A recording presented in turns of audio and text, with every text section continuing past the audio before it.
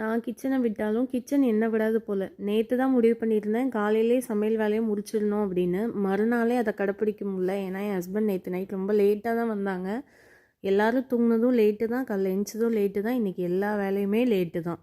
அவ்வளோதான், வழக்கம் போல் என்ன மத்தியானம் தான் சமையல் செய்ய முடியும். சரி, காலையில் ஆவாரம்பூ டீ கேட்டாங்க ஹஸ்பண்ட், அது போட்டு கொடுத்தாச்சு.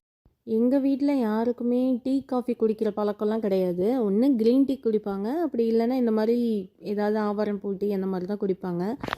புதன்கிழமையும் சனிக்கிழமையும் கண்டிப்பாக அர்ஜுனுக்கு என்ன ஆனாலும் எண்ணெய் தேய்ச்சி குளிக்க வச்சுருவேன். ஒரு நாள் லேட்டாக எழுந்தோம் அப்படின்னா அந்த டேவே வந்து ஒரு ஒரு கால்குலேஷனே இல்லாமல் அது இஷ்டத்துக்கு போகிற மாதிரி தான் போயிட்டுருக்கு. இன்றைக்கி என்ன பண்ணேன் ஏது பண்ணேன் எதுவுமே எனக்கே தெரில. இந்த அவசர டைமில் நமக்கு ஹெல்ப் பண்ணுறது உப்புமா மட்டும்தான். எங்களுக்குலாம் உப்புமா, அர்ஜுனுக்கு சத்து மாவு. இந்த சத்து மாவு வந்து வீட்லேயே ரெடி பண்ணதான் அக்கா ரெடி பண்ணி கொடுத்தாங்க. அர்ஜுனோட சின்ன வயசுலேருந்து இப்போ வரைக்குமே இந்த சத்து மாவு தான் கொடுத்துட்ருக்கேன். ஈவினிங் டைம்லாம் நம்ம கொடுக்க முடியாது, ஏன்னா டைஜஷன் ஆகாது, கொடுக்கக்கூடாதுன்னு சொல்லுவாங்க.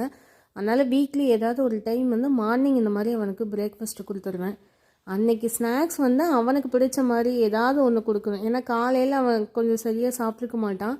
ஸோ அதனால் அவனுக்கு பிடிச்ச மாதிரி தான் அன்றைக்கி ஸ்நாக்ஸ் கொடுக்கணும். இன்றைக்கி நான் நேந்திர பழ சிப்ஸு தான் அவனுக்கு கொடுத்து விட்டுருந்தேன்.